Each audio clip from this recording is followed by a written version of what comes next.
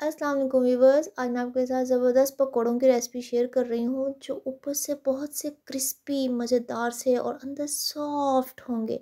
तो चलिए इस रेसिपी को शुरू करते हैं। सबसे पहले मैंने धनिया और मिर्चें और थोड़ा सा प्याज जो है बारीक बारीक काट लिया है, बेसन को छान लिया है और मैंने इसमें ऐड कर दिया है। प्याज बारीक बारीक होना चाहिए और आलू भी मैंने बारीक बारीक क्रश कर लिए हैं। आलू जिस कदर मुमकिन हो आपने बारीक काटने हैं। 1 टीस्पून नमक ऐड कर दिया है।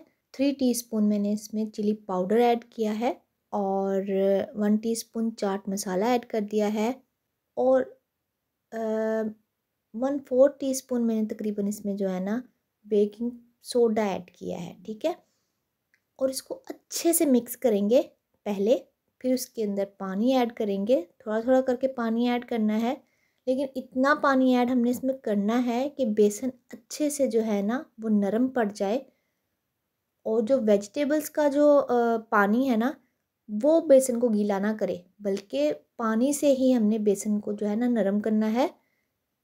वेजिटेबल्स प्याज और आलू जब पानी छोड़ेंगे उससे होगा नरम पकोड़ा। ठीक है, तो इसमें मैंने डाल दिए हैं दरदरा सा सूखा धनिया और ये तकरीबन 1/4 कप मैंने ऐड किया है। मुझे पकोड़ों में ये सूखा धनिया बहुत मज़ेदार लगता है।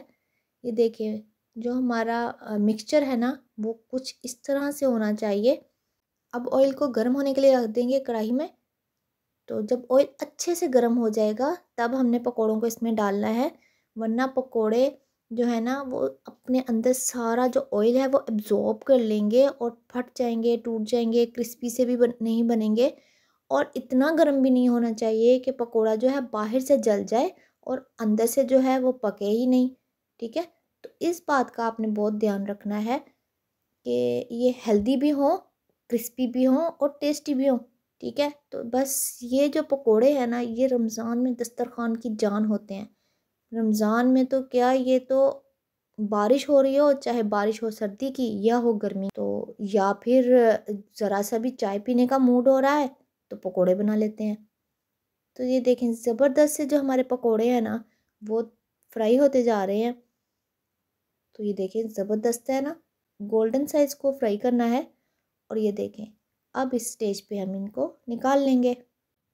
तो बन गए ना झटपट से जल्दी जल्दी से पकोड़े, क्रिस्पी भी और सॉफ्ट भी और हेल्दी भी, और टेस्ट में भी बहुत ही क्रिस्पी होंगे। आपने आलू जो है ना वो बहुत ज़्यादा बारीक क्रश करने हैं और ऑयल का जो टेम्परेचर है ना वो भी सेट रखना है। ठीक है, उससे जो है ना आपका पकोड़े क्रिस्पी, टेस्टी और सॉफ्ट बनेंगे। ठीक है, जिसको खाने के बाद ढेर सारी प्यास नहीं लग जाती, जिसको खाने के बाद ऐसे बोझल बोझल सा नहीं होता, तो रमज़ान में ज़रूर बनाएं। छोटे छोटे ट्रिक्स होते हैं, टिप्स होते हैं जिनको हमने बस फॉलो करना है और मज़ेदार सी रेसिपीज़ हमारी बनकर तैयार हो जाती हैं।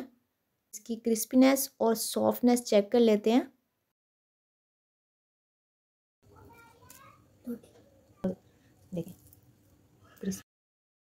देखें ये देखिए अंदर से कितना सॉफ्ट है।